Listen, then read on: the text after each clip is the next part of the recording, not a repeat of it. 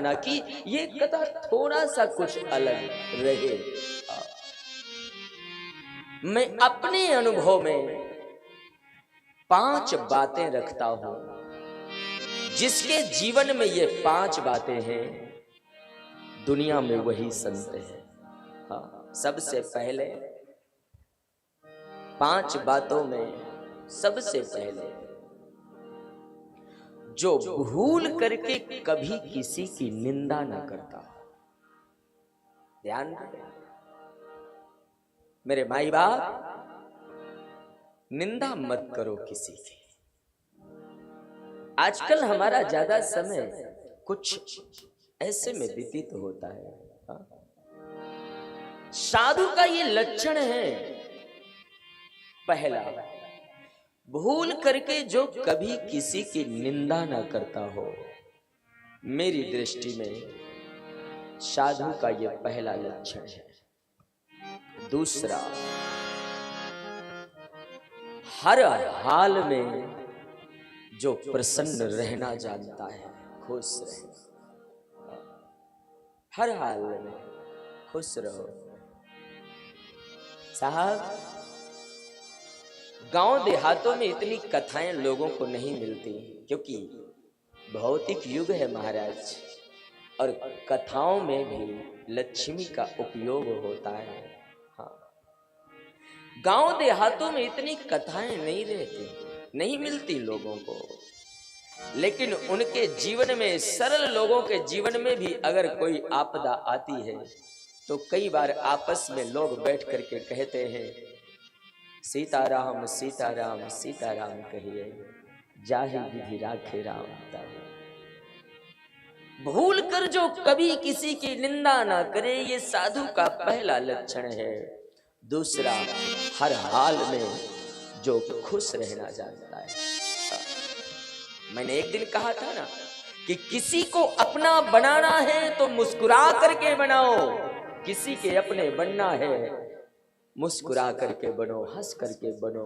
जब जीना हर हाल में है तो क्यों ना हो हम हंस करके जी, मुस्कुरा करके। लेकिन मैंने कहा था एक दिन कि आजकल मुस्कुराहट तो चेहरे से ऐसे दूर हो गई है जैसे चुनाव जीतने के बाद नेता भाग जाता है। हाँ। साहब, कभी किसी की जो निंदा ना करे, ये साधु का पहला लक्षण है। हर पल हमेशा मुस्कुराए। हाँ, ये दूसरा लक्षण है।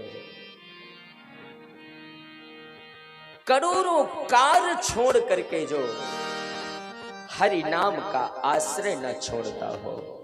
हाँ, ये साधु का तीसरा लक्षण है।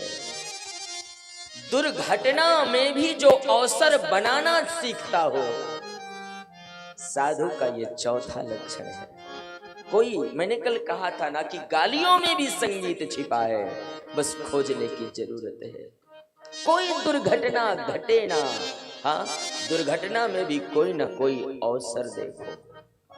अगर, क्योंकि हर एक घटना के पीछे कुछ न कुछ शिक्षा छिपी होती है साहब। उस समय विचार करो, अगर ऐसा ना होता तो ये ज्ञान मुझे कहां से आता।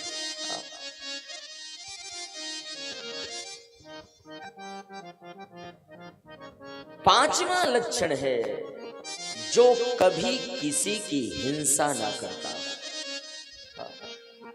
और जिसके पास ये 5 बातें हो मेरे माई बाप, चाहे वो घर में हो, कहीं भी रहो, साधु की दृष्टि में या मेरे गोस्वामी की दृष्टि में दुनिया का वो सबसे पहला नंबर का संत है, सबसे बड़ा संत।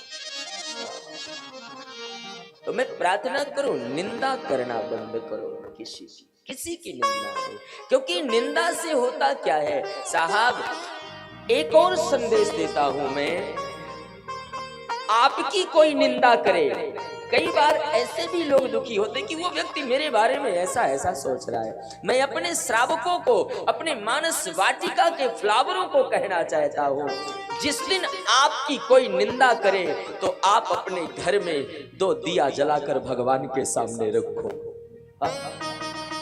आपकी कोई निंदा करे ना, आपकी कोई बुराई करे, अपने घर में 2 दिया जलाकर भगवान के सामने रखना और कहना कि आखिर मेरी गणना तो किया उसने। आप उस काबिल हुए कि